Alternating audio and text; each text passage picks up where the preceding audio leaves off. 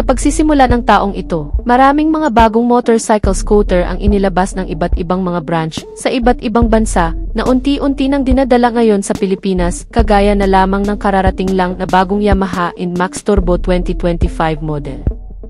Hindi pa man masyadong nasisilayan ng marami ang bagong modelong ito, ay may mga bagong motorsiklo pang inilabas ngayong taon ng iba't ibang mga brand na mas maganda pa raw sa Yamaha NMAX, at yan ang iisa-isahin natin ngayon. Ang mga motorsiklo na siguradong mapapabilib ka na lang sa ganda ng mga format, mga katangian na dinadala ng mga ito, kasama ang mga kabuang presyo ay aalamin natin.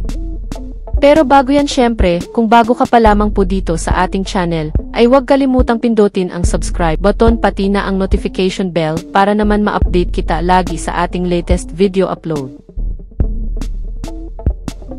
Ito ang bagong Hero Zoom 110cc. Isang Indian brand na kakapasok lang din sa Pilipinas, pagdating sa forma, modern and sleek design. Ang headlight nito ay naka-LED projector light with corner bending lights, kaya every time naliliko ka, makikita mo kaagad ang daan sa gilid kapag gabi, parang kagaya ito ng mga big bike. Maliwanag din ang headlight nito, kaya hindi mo na kailangan magpalagay ng mini driving light, at very premium ang design nito, very modern talaga. Ang mga turn signal lights naman nito ay nasa taas, kaya kitang-kita kaagad. Medyo may pagkakapareho sa Suzuki Avenis 125 ang forma ng kanyang mga turn signal lights, at sa TV is in torque 125.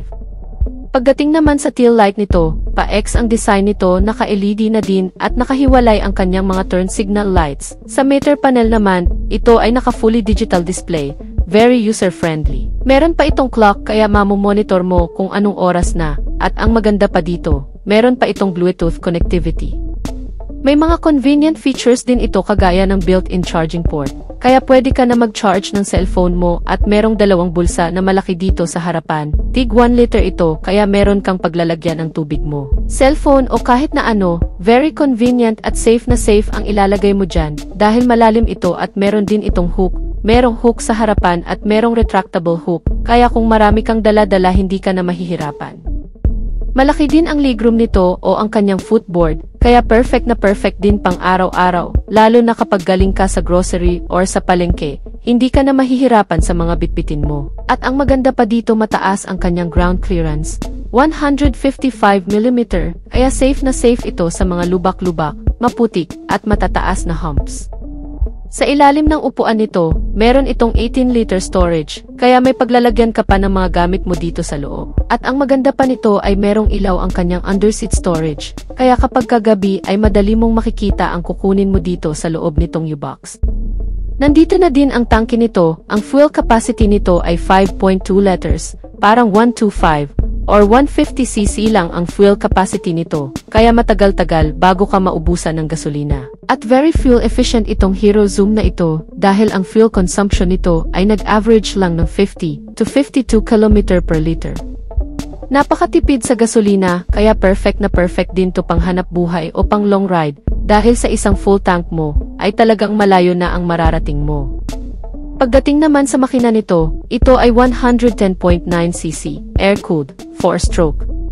Single overhead cam engine, 2 valves, at ito ay fuel-injected na din. Ang maximum power nito ay 6 kilowatts at 7,250 rpm, with a maximum torque of 8.7 Nm, at 5,750 rpm, at sa starting system nito, bukod sa kanyang electric push start, ay meron pa itong kickstart, kaya kung sakaling pumalya ang electric push start mo, ay hindi ka magtutulak.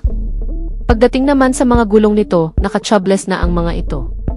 Ang sukat ng kanyang gulong sa harapan ay 90x90x12, sa likod naman ay 100x80x12, naka-diamond cut alloy wheels ang kanyang mags, kaya magandang tingnan.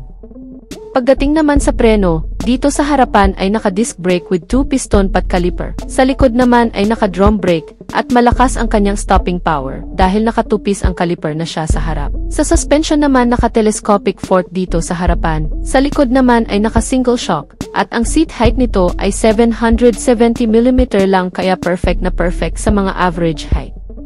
Siyempre siguro kahit 5 flat ang height, kayang-kayang madrive ang motor na to. Dahil napakababa lang ng kanyang seat height, kaya madali itong maida-drive kahit na mga beginner rider o yung mga nag-umpisa pa lang. Pagdating naman sa presyo nito, sobrang affordable lang, Dahil 69,900 pesos, sobrang affordable lang talaga ang bagong scooter na ito. Pero ang mga specs and features ay very advanced ang technology, kaya talagang nakakahanga din ang gawa ng India. Available na yan sa mga dealer ng Hero nationwide. So yan na muna ang ating latest news and update mga ka-Wizard Moto. At kung bago ka pa lang sa ating YouTube channel, ay huwag kalimutang mag-subscribe. Sa ating mga solid subscriber ay maraming salamat sa inyong walang sawang pagsuporta. Antabayanan lang ang ating susunod na video upload. Ride safe and God bless as always.